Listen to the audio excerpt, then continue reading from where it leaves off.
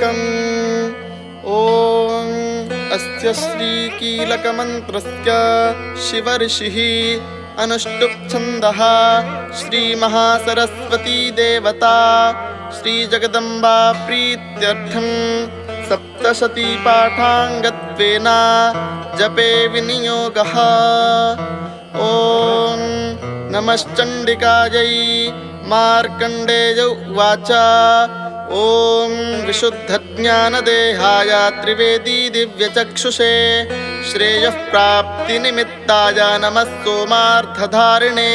सर्वमेतद्विजानीयान् मन्त्राणामभिकीलकम् सोऽपि क्षेममवाप्नोति सततं जाप्य तत्परः। सिद्ध्यन्त्युच्चाटनादीनि वस्तूनि सकलान्यपि एतेन स्तुवतान् देवी स्तोत्रमात्रेण सिद्ध्यति। न मन्त्रो नौषधं तत्र न किञ्चिदपि विद्यते विना जाप्येन सिद्ध्येत सर्वमुच्चाटनादिकम्। समग्राण्यपि सिद्ध्यन्ति लोकशङ्कामिमां हरः।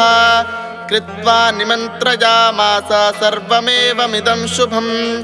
स्तोत्रं वै चण्डिकायास्तु तच्च गुप्तं चकारसः। समाप्तिर्न च पुण्यस्य तां यथा मन्नियन्त्रणाम्। सोऽपि क्षेममवाप्नोति सर्वमेवन्न संशयः।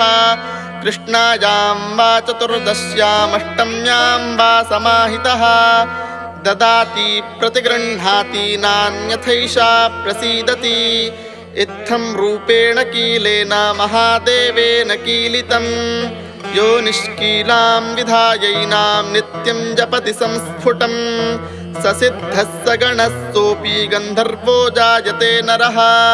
न चैवाप्यटतस्तस्य भयं क्वापीह जायते। नापमृत्युवशं याति मृतो मोक्षमवाप्नुयात्।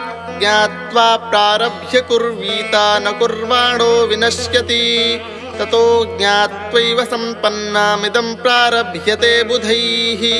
सौभाग्यादि च यत्किञ्चित् दृश्यते ललनाजने तत्सर्वं तत्प्रसादेन तेन जाप्यमिदं शुभम्। शनैस्तु जप्यमानेऽस्मिन् स्तोत्रे सम्पत्तिरुच्चकैः।